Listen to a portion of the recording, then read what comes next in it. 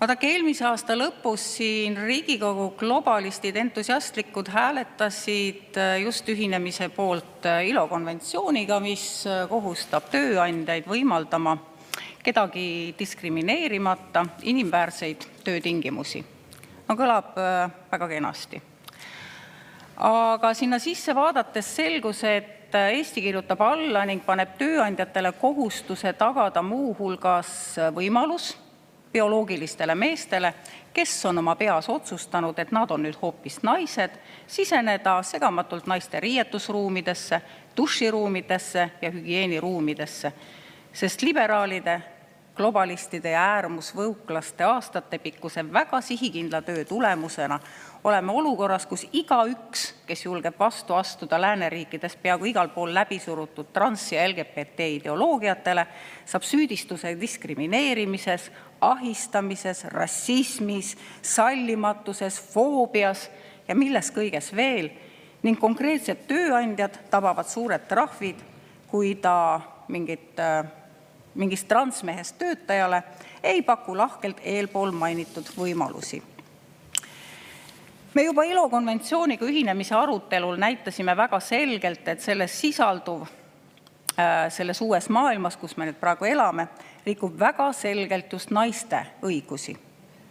Lubab legaalselt neid ahistada ja me ei saanudki tookord vastust, et kuidas me saame selle konventsiooni valguses nüüd päriselt naiste õiguste eest seista.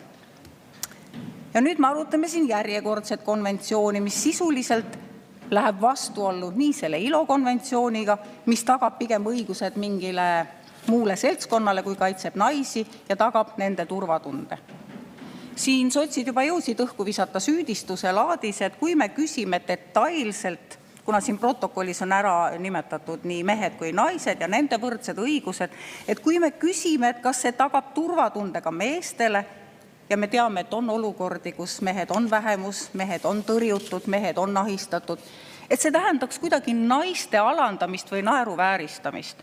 Kõik ju teavad, et see pole nii. See on lihtsalt teie poolt üks väga rumal ja inetu väide. Aga vaatame nüüd tegelikku elu.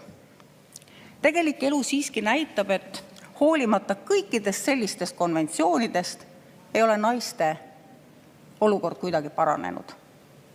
Kvoodipõhine kaasamine pigem alandab naisi kui häid spetsialiste, kui tarku ja võimekaid inimesi, sest iga kord, kui neid kuhugi palgatakse, ei saa nad kindlad olla, kas see sündis nüüd tänu sellele, et neil on kõigi nende konventsioonide ja võrdsusprotokollide tõttu soopõhine eelis, või said nad oma töökoha tõepoolest seetõttu, et nad on oma erialal päriselt professionaalsed.